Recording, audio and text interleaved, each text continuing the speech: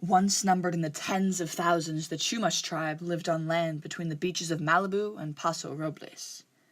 Citing the Pacific Ocean as their first home, the Chumash had the power of land and sea behind them and helping them as they grew.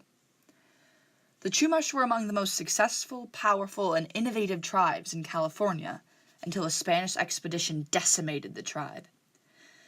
Gaspar de Portola, the Spanish conquistador, led 5 missions to settle in Chumash territory, where European disease dwindled the population.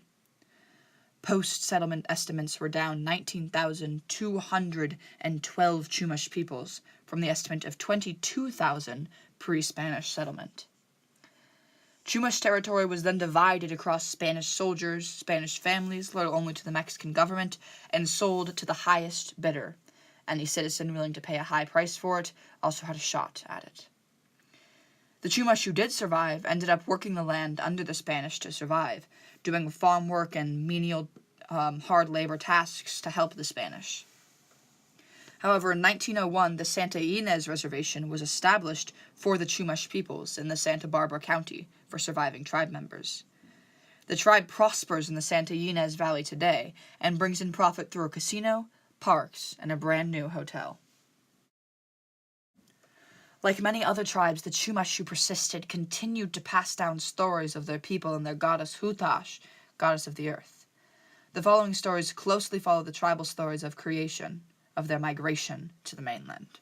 To create the Chumash people, Mother Earth, Hutash, buried the seeds of a magical plant on Limu, meaning in the sea, now known as Santa Cruz Island in the Santa Barbara Channel. The people sprung full grown from the plant, both men and women, to inhabit the island. Seeing that the people were cold, Hutash's husband, Sky Snake, or the Milky Way, decided to give Hutash's people a gift. Using his tongue to send a bolt of lightning, he started a massive fire. The people tended to the fire and kept it burning so they could stay warm and cook their food. Of course, the sight of the fire attracted the condor, who at the time was an all-white bird. Curious, he flew low over the fire to get a better look and burned most of his feathers. They all turned black, except for a little white under the wings. With warmth and hot food now, the people prospered and created plentiful offspring. After many years of filling their gifted land with people, though, the island became crowded. The noise of the happy Chumash singing and dancing and the children laughing kept Hutash awake at night. Sometimes she would complain to Sky Snake. "Sky Snake," she would say, "the people are too noisy. I want to sleep." I whispered to them, "Shh, children. It is time to be quiet. It is time to rest. It is time to sleep." But did they listen to Mother Earth? No. One night when the people were keeping Hutash awake when she wanted to be asleep, she looked out on the moonlit mainland and realized she would have to send the people there. "Sky Snake," said Hutash, "the people need to leave the island and go live on the mainland." He wondered how they would get there. "I will make a rainbow bridge," said Hutash. "They will walk across it to the mountain top, and they will find plenty to eat and drink, and we will all be happy." Hutash created a tall, spanning bridge from Wishtoyo, a rainbow, for the people to walk across to the mainland. She made a long, high rainbow that stretched from the tallest mountain on Limu all the way to Chitsumos, the tallest mountain near Mishopshino. It would take them all day, walking, but when they arrived, there would be plenty of room and lots to eat. But the people were afraid.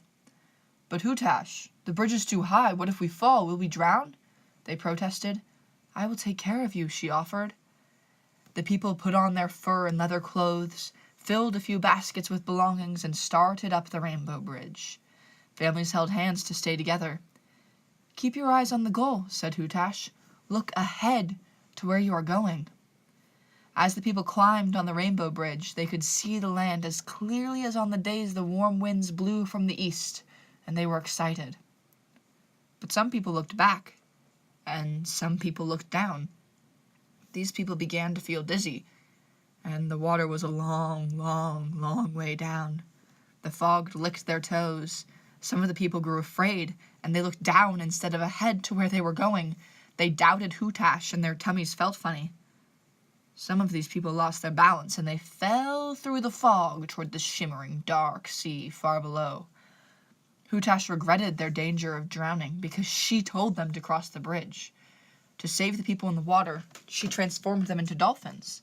That way, they could hold their breath longer underwater and swim between the island and the shores. For those reasons, now the Chumash call the dolphins their brothers and sisters, for they once were and continue to be. But of course, like in many religions, the story of creation is often followed by some sort of falling out with their god, with Hutash in this case. This next story is called The Hole in the Blanket. It's the story of when people turned to sin and how the Chumash people fought against that to bring light back into the world. They say that before the appearance of two-leggeds, the rocks, plants, and animals were the people of the world. They even talked like people. The world was a harmonious place in those early days of creation. Each morning when people woke, they would consider their good fortune and say, "Thank you." They would stop to admire grandfather's sun rise in the morning, giving appreciation for another day of living and of loving. They went about offering their gifts that they had been given, helping each other. They respected each other's differences and learned from them. They only took from the Mother Earth on an as-needed basis, never wasting anything. People would always stop to watch Grandfather Sun go to bed, and were grateful when Grandmother Moon arrived to shine her soft moonbeams upon them. Each night, before sleep, they would count their blessings again and say, "Thank you." Those early days of peaceful world coexistence lasted many, many moons. Then one day, and no one knows when, the people started to forget. Upon rising in the morning, busyness seized their day. They would forget to greet Grandfather Sun and to offer any appreciation. The people became jealous of each other, thinking others possessed more than them, greed overtaking their hearts. They began to disrespect Mother Earth. Instead of taking only what they needed, they consumed and sold all they could get. Short of cooperation with their neighbors, they thought only of helping themselves. The people got so busy doing things they failed to notice Grandfather Sun going to bed and forgot about Grandmother Moon entirely. People began to separate into their own tribes and before long fought among themselves. They separated more and more, arguing, hating, and hurting each other. The Creator had been watching and said, "Enough!" throwing a blanket over the world. Now the world was in darkness. People were frightened. The plant nations withered and clean waters ceased flowing. People were cold, hungry, and afraid. Each of the tribes did what they could to remove the blanket. None of the stone people or the tree people were tall enough. The swimmers would paddle fast and leap from the water, but none came close to the blanket.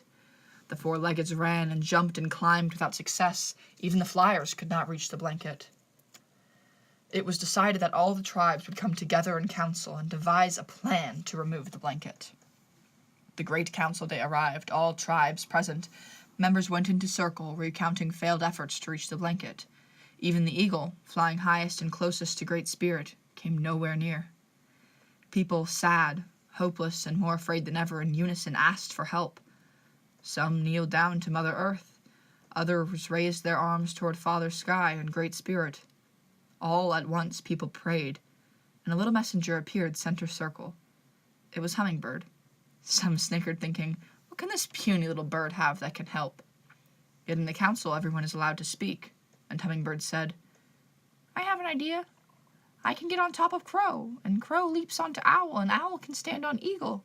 Then Eagle can fly as high as he can. Then Owl continues till she is tired. Then Crow will keep going. When he slows, I will take off and fly as high as I can. Maybe in this way we will reach the blanket." The people considered this a good idea, giving them hope, which inspired them to remember. They recalled the importance of everyone, all offering their own special medicine, and even the smallest things can bring great gifts. The bird tribes agreed to give it a try. Hummer was on top of Crow, who stood over Owl, talons gripping Eagle's head. Eagle launched, flying higher than ever until he could fly no more. Then Owl took off, and when tiring, Crow continued the climb. Crow flapped higher still, wings icing, and when reaching his ability, Hummingbird took off.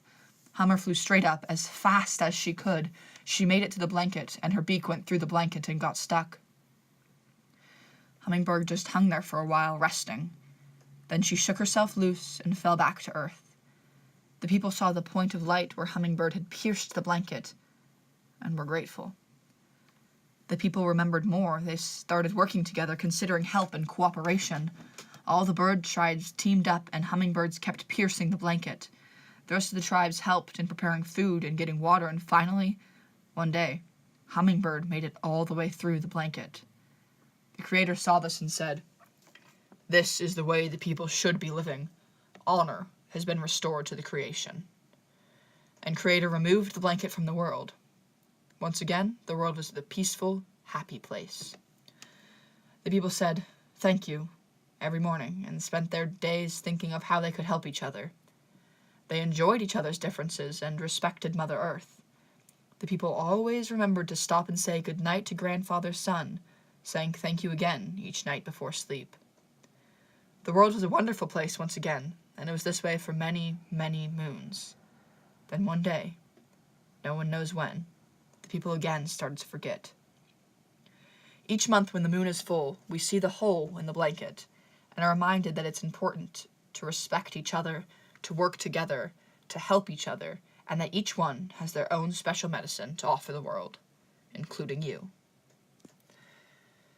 That was the story of the Chumash's overcoming sin that continues to haunt their society, and it gives a great summation as to how this links to our current unit of study, where we're looking at the idea of everything being alive and working together to reach one common goal.